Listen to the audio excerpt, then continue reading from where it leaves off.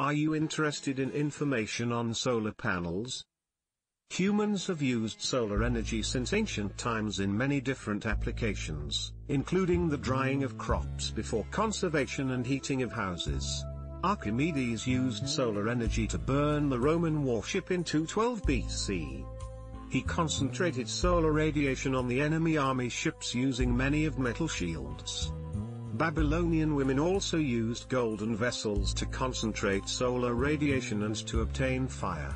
Solar power. Many scientists have used solar energy to melt metals, heat the air, convert water to steam, and distill water, and there are global plants for irrigation using solar energy. Today man is still inventing renewable means to take advantage of solar energy by converting it to other forms. The advantages of solar energy. The technology used in solar energy is simple and uncomplicated compared to others more commonly used. Solar energy conversion.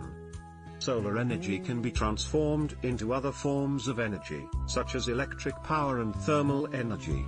Photovoltaic conversion is the conversion of solar energy directly into electrical energy using solar cells, in which case it is important to use materials that work on photoelectric conversion, known as semiconductors, the most important of which is silicon and germanium. Call us soon for further details on solar panels.